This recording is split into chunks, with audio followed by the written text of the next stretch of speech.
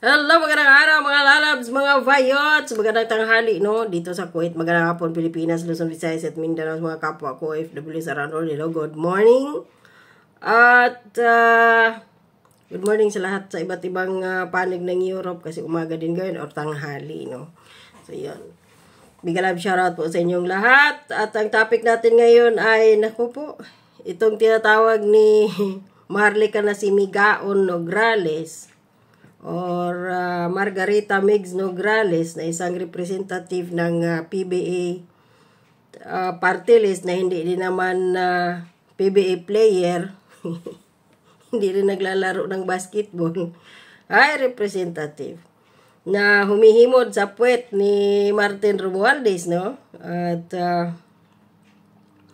ito, may bago siyang tinatawag ngayon ng ibang mga vlogger na katangahan na tawag dito, batas, na sila din naman ang may gawa. Itong kanyang nakalagay dito, Republic of the Philippines, House of Representatives, Quezon City, 19th Congress. Ito talagang 19th Congress ngayon, mga lalabs, no? Ang pinakawalang kwentang congressman na nakaupo sa kasaysayan ng Pilipinas. Andito marami. Anong asahan mo naman? Kung magkaroon ka ng isang congressman na galvanize, isang dating bold star, na nagiging gwapo lang, ayun, nagiging congressman. Isang pastor na manyakis, nagpapalabas ng dila sa social media pagkahaba-haba. Tapos, mayroon ding isang congressman na dating membro ng kalaban ng gobyerno na Alex Bongkayaw Brigade, yung si Paduano. Ilang daan ang sundalo at kapulisan ang pinatay nila. Naging congressman. May child abuser na tinatawag na Your Honor, convicted felon pamputang ina. Na mukhang tae ng poset na si Franz Castro. Talagang wala. Marami. Yung TikToker na akla na si Raul Manuela. Si Arlene Brusas. Walang kwenta. So, wala talagang kwenta itong 19th Congress. Kahit sabihin mo, abogada ito si Migs Nograles. Ilan na ba yung mga kasong naipanalo nito? So, may House Bill siya number 11178. Ito. Introduced by Margarita. May pa-honorable pa. Hindi naman honorable yun. Margarita or Attorney Migs B. Nograles Almario at ang kanyang mister na si Chino Miguel Almario. So, yung kaso na yon, hindi kaso, bill pala ito. Yung bill na yon, or itong anti-troll farm and election disinformation. Bakit ito ngayon na itong Disinformation Act? Dahil nga mag-i-eleksyon at tatakbo siyang congressman kalaban ni Kong Pulong Duterte doon sa Davao.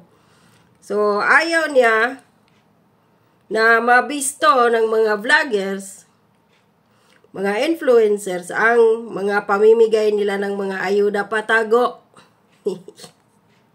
Kasi nga, nabubuking, pinupost, dahil hindi man yan binabalita ng media dahil kasabwat nga nila ang media. So ngayon, itong kanyang bill na fake news, no? Itong Anti-Troll Farm and Election Disinformation Act, which seeks to criminalize troll farms and disinformation campaigns. Ito yung kanyang bugo na tawag dito, batas na ipafile daw niya for the sake of election, para makinabang siya dito.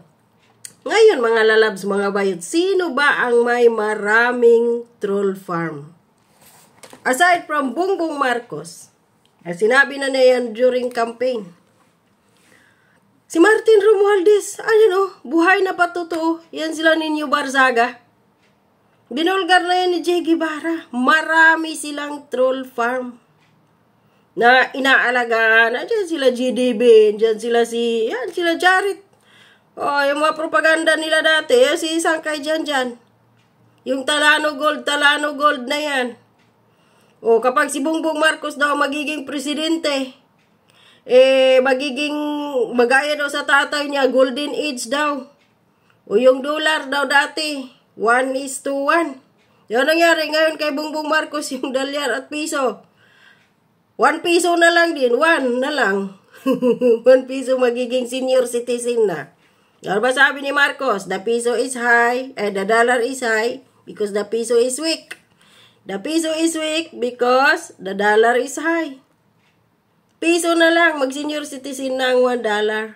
Ang piso sa $1. Mag-60 na. So, yun, yung mga golden age, golden era, o golden na golden nga. Golden na golden ang bilihin ngayon. Lahat. Mahal. No? Tapos, pagdating dito sa troll farm, si Bongbong Marcos ang may maraming troll farm. Sila. Martin Romualdez, si Liza, maraming troll farm. Si Amy Marcos, maraming troll farm. Natatandaan ninyo, yung mga nag-away-away dyan yun sila Mami Peng na pag-upo na, di ba noong 2022 December, nagkagulo dahil sa mga tablet na pinamigay ni Senadora Amy Marcos. Through, yun, sila Direk Daryl pang ang nag-ano na si Mami Peng daw na yun, nagnakaw 2 tablet. Mga troll farm yun. To kay Jojo to ha, Jojo Di Guzman. Wala tayong makuha na oras sa ABS, wala tayong makuha sa Channel 7, wala tayong makuha sa Inquirer, wala tayong makuha sa Philstar, binabanat-banatan tayo ng Rappler. Sabi ko, the only option... O, saan ang mga yan ngayon? Yung mga pinangalanan ni Bongbong Marcos na yan, lalo na yung Rappler. Humihimod na ngayon sa tumbong at bayag ni Bongbong Marcos. Ang mga yan, GMA, ABS-CBN, Rappler, kung ano-ano pa. Di ba? Na dati binabanat-banatan siya, wala man lang gustong mag-interview sa kanya. Bukod tangi ang Isiminay. Anong ginawa sa Isiminay? Na yun lang ang tumulong para sumikat si Bongbong Marcos. Sinira pa. Yung tumulong sa kanyang kampanya, yun ngayon ang kanyang minasama. Dito makikita na walang utang na loob. We have this social media. Kaya doon kami nag-concentrate. Kaya nag-hire ako ng libo-libo na troll army. Ipapakilala ko sa inyo ang ating troll army. Can you please show yourself? Emerald, Franz, Gerald, tatlo yung troll army natin, tatlo. So, yung mga yan, mga lalabs, mga bayot, yun yung tinatawag pa yun ni si Emerald Bayata yun. Ang tinatawag ni Maharlika na si Bukangkang. Kasi bumubukaka daw yun, yung pupul dancer. Andyan ngayon sa loob ng Malacanang. Mga yusik-asik na yan ngayon dyan. Mga troll army ni BBM. Nakasakasama niya yan since 2016 pa yata.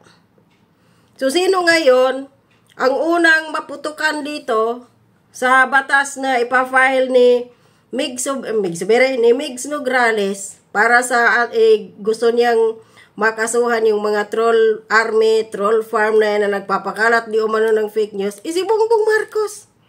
Dahil siya yung may maraming troll army at inamin niya yun. Kung hindi ba naman tanga, Diyos ko po.